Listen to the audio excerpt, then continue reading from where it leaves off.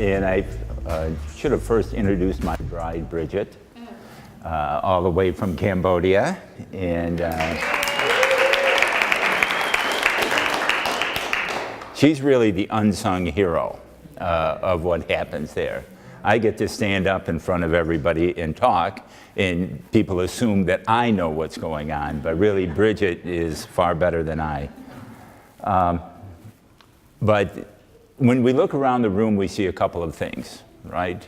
First of all, that there's no one here that's not already involved in some way, right? And that's one of our problems. We are terribly outmanned and outgunned in this fight, right? And I mean, it is critical. The statistics tell us that every day, over 50,000 new victims of human trafficking. 50,000 a day. Now we take a look at that versus the rescues. 213 rescues a day. We are overwhelmed with the people that are fighting against this and the dollars that they have to fight to make money. We need to do all we can to get more involved in the fight. We've actually been blessed in Cambodia. We've been able to see some progress because we have much more support than the normal organization fighting trafficking. We're super blessed, and because of that, we're able to see some progress that others haven't. And one of the things that's become evident to us is this battle has to be fought on 4 fronts. Right? And if all 4 fronts aren't being fought on at the same time, progress really isn't being made in defeating the evil. And the 4 fronts are prevention, rescue, restoration, and reintegration. And any one of those things being done is good, right? And rescuing a girl, bringing restoration to a girl is a great thing.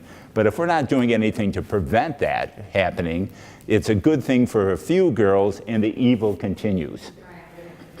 And the other thing is once a girl has been restored, if there is no place for her to go, okay, and that's on 2 levels, right? When a girl, most girls or human beings, not just girls, we focus mostly on girls, they're lacking, they need something to do. What's going to be their new life? So there's the jobs, and we're able to deal with that in Cambodia in the context that we work in. Actually, they made this shirt that I'm wearing today. Some of the girls are wearing the bracelets. They make the bracelets I'm wearing, and we've been blessed with distribution that we can actually employ a few hundred girls, which is a pretty cool thing. But that's not the average case here in the States, right? And while there's resources for vocational training and stuff, they're not being, I don't think they're being utilized in the way that they need to be. But the other part that's more important, most of these girls need a family, right? And when they leave aftercare, the aftercare as Christians, right, we say that we're their family, right? They've become part of our family. And in most situations, that's a nice thing to say, but they really don't remain part of our family, do they? Right? They go off and they're reintegrated someplace. And again, we have a different context in Cambodia, where we actually have our social workers follow up every month with every girl that's ever been in our program, right? And the girls who make bad choices and go back in the brothels, our social workers go in and pray and do Bible studies with them, and they know that they are loved and they are truly connected to a family, right? And I'm rambling a little bit here because I'm going off my planned speech, but aftercare, I believe in the United States, and most of you are interested in that issue, is short-term in residential care. And then there needs to be long-term care in Christian families. Christian families need to step up. Now, it's not easy, by the way. It's easy for me to say that. But if you are equipped and supported, right, if you have both of those things going for you, then we can become families for these now survivors, right? But that's a critical component. for the girls. So fighting on all 4 levels. So wherever you are, we're unique in the sense that we have a central location where so much trafficking takes place. So we actually do all 4 things. That's not normally going to be the case. But if we're going to really fight this, we need to find partners that are going to be fulfilling the 4 fronts that we're going to fight on. And it's critical that that's done. The other critical thing is this is a church thing. This is not a secular thing. And we get confused because we think, and by the way, secular people can be involved in the fight, but they can't win it. Okay, and here's the reason why. Things that are part of our fight are things that we do, and we do in Cambodia, and we think are important, are economic development, right? That's because people have to have jobs, they have to have a place to work, education, so they can get that work, so they understand about human trafficking and all the other issues. A great justice system with laws and a system of police and judges. All those things are great and we should have them. They never defeated evil. Never once have they defeated evil. The love of Christ defeats evil. And that's why the church is critical. Because as human beings, we don't have enough love in us. Right? I ran out after 2 months in Cambodia, right? And what we started with the idea of staying connected to Christ is critical. Because it's His love flowing through us that brings transformation, not just to victims, but also to the perps. Right? We have, one of the things we do in Cambodia is we have a gym that reaches out to the bad guys, right? Because Jesus loves them. Now, initially I wanted to hit him with a baseball bat. I got to be honest with you, that seemed like the most compassionate thing I could do. God touched my heart. But what are we, as a church, we're the only answer, right? There's no other answer to this issue but the church. And too many in the church get confused between a command and a call. Standing with the oppressed and fighting injustice isn't a call. It's a command of God for everyone who follows Jesus. So there's no one in this room, there's no one in any church that someone states they're believers of Christ that can say, it's not my call, right? You can say, yes, you're right, it's not your call, it's the command of God. The call is, how do we get involved? How do we fight? And there's tons of oppressed, sadly. There's tons of injustice that goes on in this world. And so there's plenty of opportunity. But this one, I can't believe there's many that touch the heart of God as much as this issue of sexual trafficking and exploitation. And really what you're seeing in that's what's happening. Right, that's what's happening all over the world today. It's happening here that men are going around and buying women and children. Right? And that's the bottom line. And that's another thing as we look around this room today. How many men are here versus women? And if you look at anti-trafficking groups around the world, there's far more women. Men are inconsequential in it. And the sad part is we're the problem. Right? We could defeat sex trafficking tomorrow, just execute all men. I am not for that, being of the male gender, but that's the truth. We're the issue, and we're hardly part of the fight, right? And we have to man up. And I just want to encourage you that if we can get the platform, our senior pastors have to man up. Okay, and I was a pastor, so I can say that, right? But our senior pastors have to man up, and they have to be willing to talk about this issue, and they need to talk about an issue that drives it: pornography. Right? Pornography drives sex trafficking.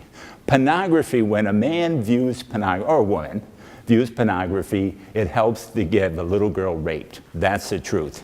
And we don't want to be that bold about it, do we? We don't want to say the truth. We want to say there's other truth that destroys families, right? And the way that churches, I shouldn't say this, but so churches have spent more money fighting gay marriage, which doesn't destroy other families, by the way, but nothing on pornography. if you look at the church in general, and I'm sure there's churches that probably maybe represented here that have made that an issue, but 2/3 of all Christian men watch pornography every month. 2/3 of all Christian pastors watch pornography every single month. 89% of all pornography in the world comes from the United States, 70% of it from Los Angeles. Now, we were thinking of bombing LA, but we got a fundraiser coming up, so we're going to wait.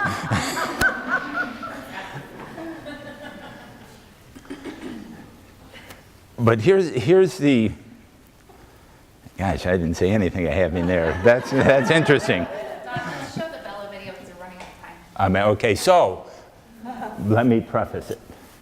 This is what can happen, right? We've been blessed to be able to experience by having enough people fighting with us, having enough resources. You can see what can happen if we can do that. And so, thank you for watching my time.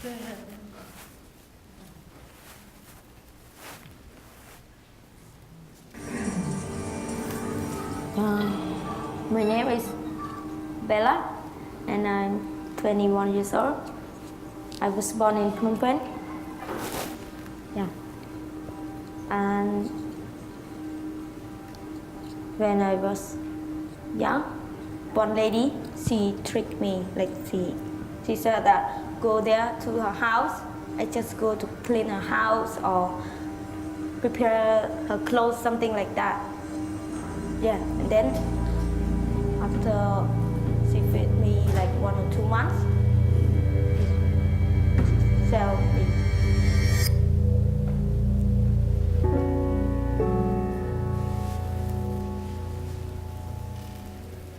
When I was 12 years old,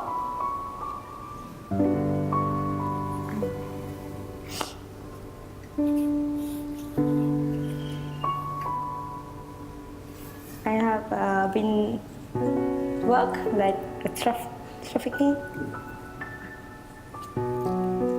They forced me to go to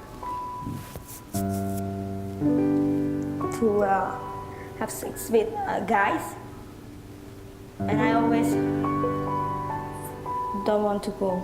And she always hits me, yeah, and blame me. And I worked there about 1 month, and I really hurt. Like I want to go away from that place, but I cannot go. She sent me there to the house, yeah, and then have the guy come in. Like a day, maybe 5. They pay like $20, and then like he do something bad to me, yeah. I say no and I cry, and they said, please let me go. She told me that if I escape from her place, she will do something to my family. I felt like I'm hopeless. I have nothing. No one care about me, and no one like think that I'm special. And my future, I will think I will die one day, and if I still work like that, I will get disease and I will die. Nothing.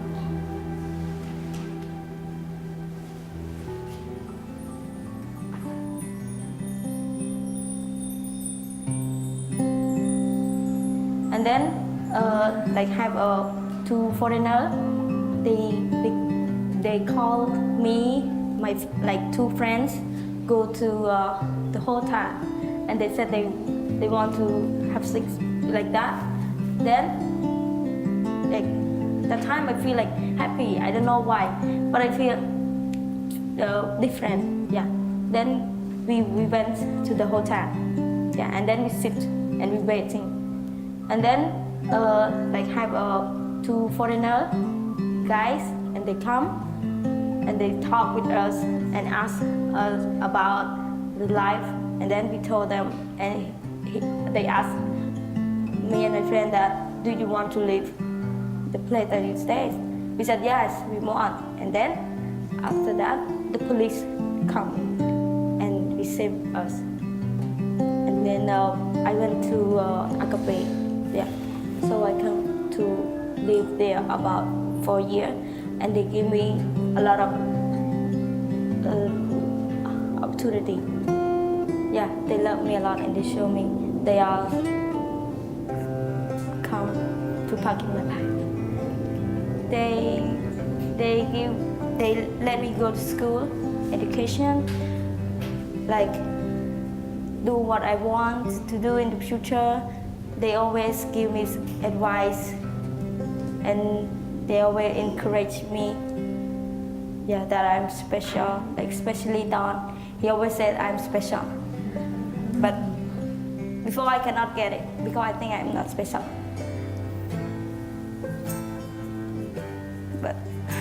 But he always said. And right now, I know I'm special. I think God will use me to help other girls like they have been trafficking. And I know that's hurt. And I know they don't want. And so I know that God used me to save them. And to tell them that just God can help them and loves them. And told them that they are special. And they, if they become in Jesus, they will save and they will have more love.